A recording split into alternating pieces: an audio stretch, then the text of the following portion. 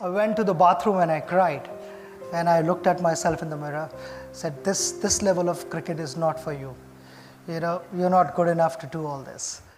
Let's introduce the batting master of the world, Sachin Tendulkar. Well, let's share a few stories, I reckon. Why don't we start right at the beginning?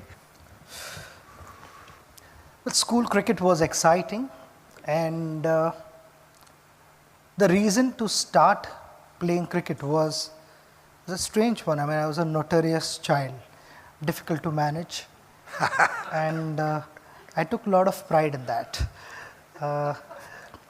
One of the evenings, they were showing a famous Bollywood film on a TV channel, and in those days, there were not many channels back home in India. So we friends thought, this is the best time to polish off all the mangoes from the tree, which we were not meant to. And we fell down. We also brought the tree down with us. And that was a turning point of my career, because my brother and my family, the rest of the family members said, this is enough, and then you're not allowing more of these complaints to come home every evening, because that was supposed to be my summer vacations, beginning of my summer vacations. And I said that we're going to make you burn all your calories on a cricket field. You do what you want. You love cricket. Go out and play with the season ball. And that's how my career started. And gradually, I did not know. I mean, I was only 11 years old. I did not know what were the big tournaments, but the dream was there in front of me. I wanted to play for India, because as a 10-year-old, I had seen Kapil Dev lift that beautiful trophy at Lord's, wow. 1983 World Cup. So I had also joined the celebrations, not knowing the significance of winning the World Cup. So that's how my cricket started, and I always wanted to win the World Cup. That was the reason I started. And as the time went by, I started enjoying cricket, and I started realizing the challenges of cricket. And my coach was instrumental, and along with my brother, to my elder brother Ajit, to make me realize the importance of leading a disciplined life, a focused life, and to make me push harder. They found reasons, and even towards the end of my career, I followed that formula. If I scored runs, let the rest of the world talk about it. I think about the next game. And that, right from my school days, became an unwritten formula, unwritten law at home, that we don't talk about last game, we talk about next game. And however many runs I scored, I wanted to go out and score more than that. So if I didn't score, I would have a restless night. If I scored runs, I would still have a restless night, thinking that, how am I going to score more? And that's how it all happened. I mean, I normally don't discuss numbers, but this is something that I must share with all of you. Towards the end of my school cricket career, I already started playing first-class cricket. And the last season, I can proudly say that I averaged 1,025, because I only got out once in the whole season. And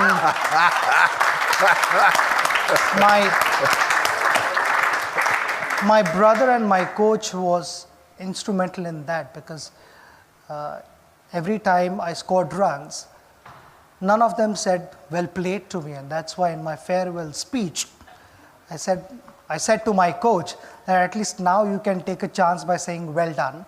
There are no more matches in my career. But something that I lived for was appreciation from my coach and my brother, which never happened. I mean, and that was something which sort of kept me giving my best all the time. And then I've asked around the room, and we will have a chance to ask some questions after we have our conversation here. Many people have said, a simple, easy question: what was the best innings ever? The one in Perth, 1992, I was only 18 then, and that was a fast wicket. Everyone, I guess each and every Aussie know how fast the wicket is and kind of bounce it generates. So for someone who had never experienced that kind of pace and bounce, and Australia as usual was playing terrific cricket. So for me to go out there and score runs on that pitch was really important, and I can almost say the turning phase of my career, because after that I was not overconfident, but I was confident to play any attack in the world, and I felt I was ready to face any attack in the world. I was able to challenge many attacks after that in the world, but that one particular inning was the best inning, but the most meaningful innings, and something which has stayed with me now and it will stay with me forever, has to be the one that I played against England in Chennai in 2008. That was a time when Mumbai was hit by that terrible terrorist attack, and the one-day series was cancelled. England went off to Dubai, and they graciously came back to play the test series. And when we turned up in Chennai to play the first test, none of us were in the frame of mind to play test cricket, I mean any form of cricket, because all we kept discussing was, how could this happen to our nation and why did it happen. It was the toughest phase of my career, and I would speak on the behalf of our team. It was really tough, and for first 3.5 days we were completely out of ideas. We could not put up a competitive performance, and England gave us a target in the fourth innings of 374 runs. We were able to win that game. We chased 375 on a difficult track, but to see the entire nation celebrating that victory, even for a second, meant a lot to all of us, and I had played a significant role in that. So that is the most important innings of my life, more than even the other World Cup innings or other important innings that I've been part of. This had a different meaning altogether. So the Chennai match. Some of the characters that did bowl to you. I mean, we're talking about the very best fast bowlers in the world after the last quarter of a century. Why don't we just go through a few names? What about your first tour against Pakistan, and then maybe Donald and McGrath and Warren, who reckons even today after you smashed him around in Sharjah that he has nightmares of you hitting him for 6? I mean, the first test series was an important series because I was only 16 and I did not know at that time what I was facing against. I mean, you talk about Imran Khan, world-class bowler, Wasim Akram, amazing, right. Absolutely super, all-time, one of the greatest bowlers to have played. Waqar Yunus, I would put him in the same league. Abdul Qadir, again in the same league. So it was a world-class attack, and I went out to bat in the first game, and straight from school cricket to one season of first-class cricket, and then to play against the best bowling attack in the world. I was clueless.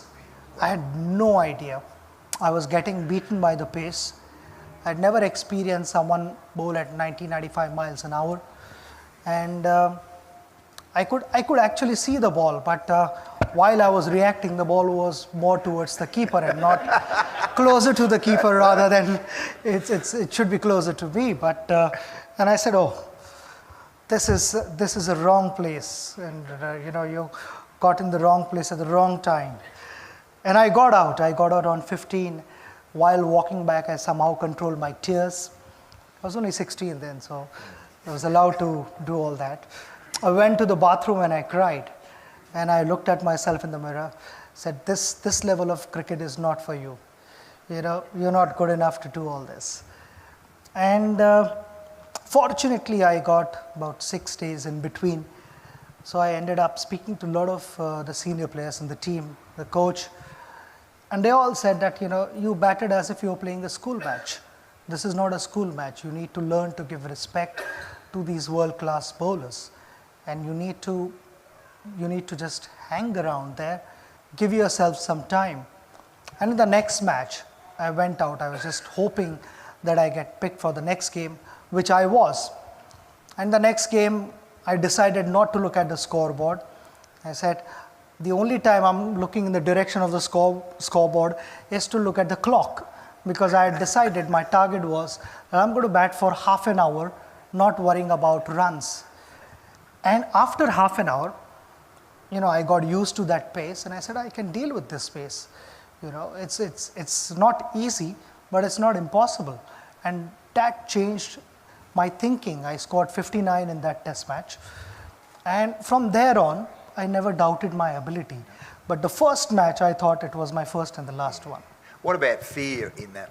You've been able to overcome a lot of pain during your career. In fact, in the same series, in the fourth test match, we were in a bad position. In the second innings, we were 34 for 4 wickets down, and with a day and a half to go. So I got hit on my nose when I was batting on 1. Later on, I realized that I had broken my nose. Everyone gathered, and then you know what happens when Pakistan team is around you. There are bound to be some comments, and Javed Miandad was a tricky customer, and he said, "You've broken your nose. You can't be batting here. You have to go to the hospital." Knowing that one batsman goes to the hospital, there again they start to dominate. Yeah. And a doctor came. I iced my nose and I put a bandage and I continued batting. But that was again, I scored 58 in that match, and I batted for 4 more hours after that, which sort of helped us draw the series, because Pakistan had the most wonderful attack in the world.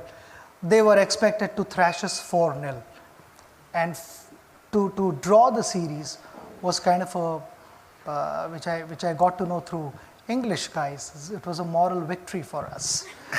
So I only learned that word towards the end of my career, but it means a lot.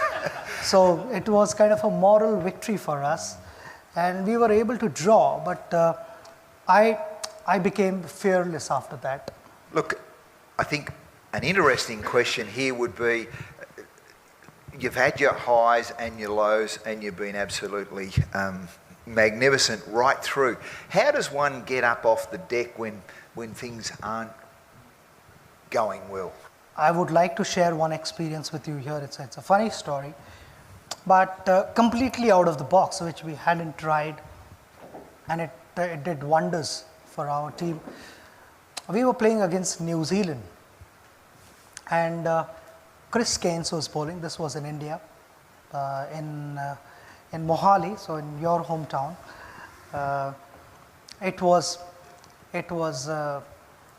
The ball was reverse swinging, and Chris Keynes was virtually beating us 2-3 times an over. I was batting with Rahul Dravid, so the main batters were batting. We'd like to believe that we were the main batters. And we were getting beaten, and we were sort of clueless because we couldn't see the shine. Sometimes the surfaces are such that it becomes a little difficult to figure out which side is the shiny side and which is the rough side. I expect all you guys to know what reverse swing is. Reverse swing is wherever the shiny side is, the ball starts to go in that direction. Even if the bowler wants the ball to go in the opposite direction, it will not go because of the imbalance and the surface of the ball. So Chris had started doing that, and I met with Rahul in the middle of the wicket, in the middle of the over. I said, I've got an idea. And he said, do you want to share it now or after the over? I said, I'll share with you after the over, but it can work. So Rahul said, okay, tell me now, what is your idea? I said to Rahul, I am closer to the bowler, and when he's walking back on the runner, I need to stand here. When he's walking back onto his run-up, I would be watching him closely and I'd be watching the ball. Which side is the shiny side and which side is the rough side? So Rahul said, then what happens after that? I said, whichever side is the shiny side, I will hold the bat in that hand. If he's going to bowl an outswinger, the bat is going to be in my left hand. If he's bowling in swinger, the bat is in my right hand at the non-striker's end. So that's the only time in my career when the batsman is ready to face the ball.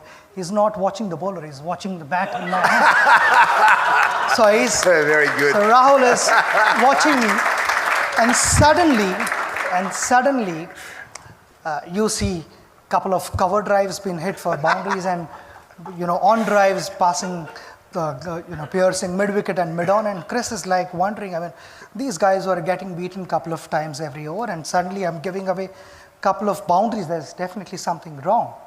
So all the fielders were watching me because I was, watching Chris and not Rahul. And normally, no batsman stands facing the bowler. He would be like facing the other batter. And then I would quickly change the bat, and by then they had sort of figured out that there is something fishy. And Chris lost his momentum, he lost his rhythm, and he held the ball cross seam, and he bowled a ball, and instead of looking at Rahul or checking what has happened there, he looks at me and I said, "What have you got for this?" Chris didn't realize that I had also warned Rahul that if I don't know what is coming, I'm going to hold the bat in the middle. So that is how the story goes. So it's just, in short, it's just being a step ahead of your opposition. Sachin, thank you so much. Ladies and gentlemen, it has been an outstanding night. Thank you so much. Thank you very much.